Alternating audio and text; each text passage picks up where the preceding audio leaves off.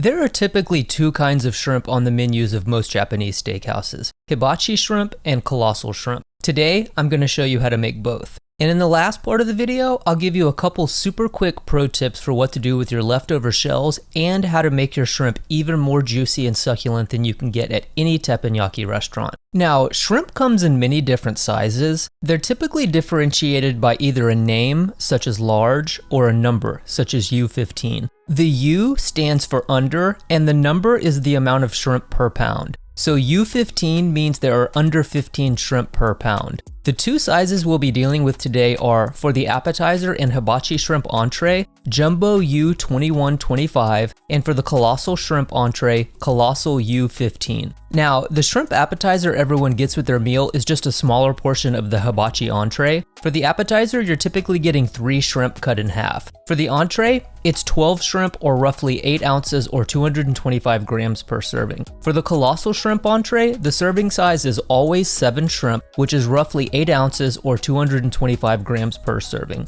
To clean the shrimp, the process is the same for both the hibachi and Colossal, so I'm just going to show you one. Start by holding each shrimp in one hand and grabbing the legs and using them to peel away the shell, like this. Save the shells in a Ziploc bag in the freezer because I'll show you how to make an amazing super quick stock with them at the end of the video. At most teppanyaki restaurants, they will leave the tail on after cleaning, but if you'd like to remove it, just grip the tail at the end and making a pinching motion at the very tip, twist off the tail, like this. When you're ready to devein, lay down some paper towels. A little pro tip, doing this step on a layer of paper towels will make your cleanup so much easier. Then lay down a shrimp and, using a paring knife, cut down the back all the way from the head to the tail. Then scrape out the digestive tract onto the paper towel. You'll also notice there's another vein-looking thing on the underside. This is not a digestive tract. It's actually a blood vessel and is not typically removed. But if you want to take it out, just follow the same process we just went over. And this is what a fully prepared shrimp for teppanyaki cooking should look like.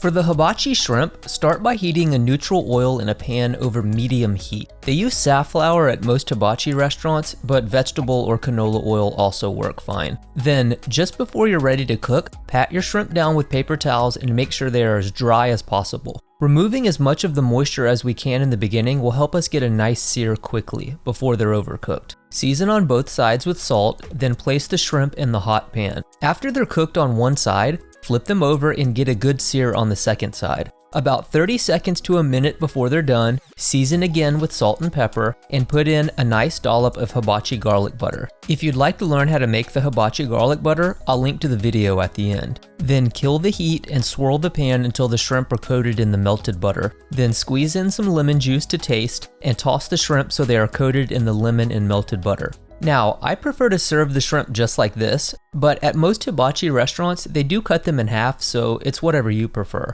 For the Colossal version, it's the exact same process. So start by heating some neutral oil in a nonstick pan over medium heat. Season the shrimp on both sides with salt, and once you're up to temp, add them to the pan. Once you've got a good sear on one side, flip them over and cook the other side. When they're about 1 minute out from being done, season with salt and pepper, kill the heat, and add a dollop of hibachi garlic butter to the pan. Toss the shrimp in the butter, and once it's melted, add a squeeze of lemon juice. And once again, just for aesthetic reasons, I prefer to serve them whole, but they do cut the shrimp in half at most hibachi restaurants, so it's really up to you. Now, super quick before we go, I want to give you a pro tip to make your shrimp at home even better than the restaurant version. What you'll want to do is brine them before cooking. A short soak in a brine seriously enhances the flavor of shrimp. We brine at restaurants to season all the way through and keep the shrimp firm and juicy. So start by taking 1 quart of water and stirring in 2 tablespoons or 19 grams of kosher salt. I use Diamond brand, so if you're using Morton's or table salt, you'll want to use about half that amount by volume. So roughly 1 tablespoon of salt. Then stir in 2 tablespoons or 25 grams of sugar and stir until they are dissolved. Then place your shrimp in the brine and put it in the fridge for 20 to 30 minutes. And I know it may sound excessive, but trust me, this step will level up your shrimp game. After they've soaked, just take them out of the brine,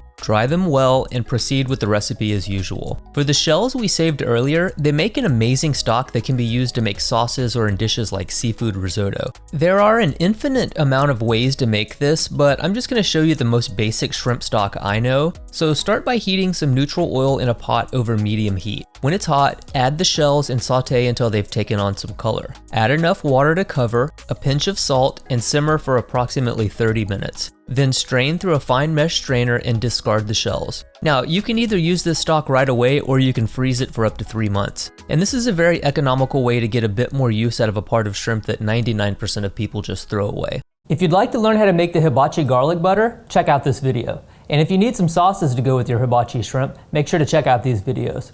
Thanks for watching. See you next time.